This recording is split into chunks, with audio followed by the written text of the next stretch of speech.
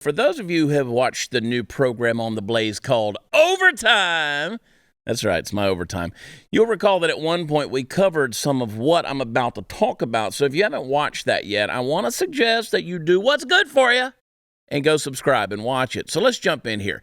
You know the story of Don Quixote. He originated in a novel by Miguel de Cervantes. He's the delusional defender of damsels in distress, the white knight on a shining steed with the mind of a guy who smoked way too much weed. He is, in short, the origin of the phrase tilting at windmills.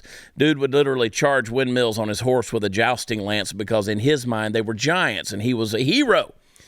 In the story, Don Quixote's intentions are usually good, but his actions are always batshit crazy and completely untethered from reality. It is also from him that we derive the term Quixotic. I never say that right, but you get it. Ladies and gentlemen, allow me to introduce you to one of the 21st century's many Don Quixotes, the green energy movement in America. Yep, that's right. I said it. And they're doing the same thing, except that instead of tilting their lances at windmills, they're throwing bald eagles at them. Now, the bald eagle is a powerful bird, but thus far not a single one of them has won in a fist fight with the modern windmill.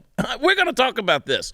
Recently, a company called NextEra, which is a subsidiary of one of the largest providers of renewable energy in the United States, got hammered in court and had to pay over $8 million in fines and restitution because their clean energy windmills, get this, have massacred over 150 bald eagles. And by the way, although I'm focusing on bald eagles here, that's not the only kind of bird they've been killing. That really would be weird, right? Yeah, just exclusively killing bald eagles. But no, they kill birds by the thousands all the time. But I want to focus on the bald eagle for just a moment because the irony of our majestic national bird getting filleted is just too much to ignore. You know that bird's been our national bird since the late 1700s. It was chosen because of its majestic appearance, its self-possessed authority, its beauty, and the fact that it's been revered going back to the days of the Romans. Also, if you take one look at a bald eagle and wonder whether you could beat it in a fight, you realize that you'd best not F around and find out. Unless, of course, you happen to be a windmill with blades the size of semi-trucks. Now, understand something. People who are in favor of clean energy aren't stupid and evil across the board. That's an important thing to remember. A lot of them are chaotic. They want something to be reality so badly that they use the power of their imaginations to make it so, completely ignoring the fact on the ground and the consequences of their actions.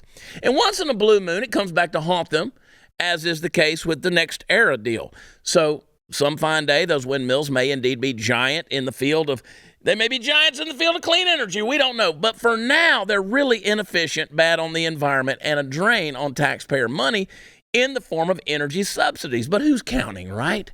One thing they're really good at is killing the crap out of some birds. Now, nobody ever listens to me when I have brilliant ideas, but here's one. KFC should buy all the windmills and put them in one place, their chicken farm. Why not kill 2 million birds with one stone, so to speak? Boy, I'm full of ideas.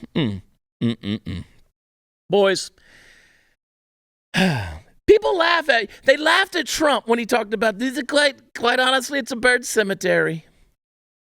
Me and Sarah Gonzalez were sitting there at a TPUSA event listening to Trump speak one time, and he went off on that stuff, and it was hilarious, all the stuff he had to say about that. And people said, oh, he's talking about these windmills killing birds and all. He wasn't wrong. He wasn't wrong.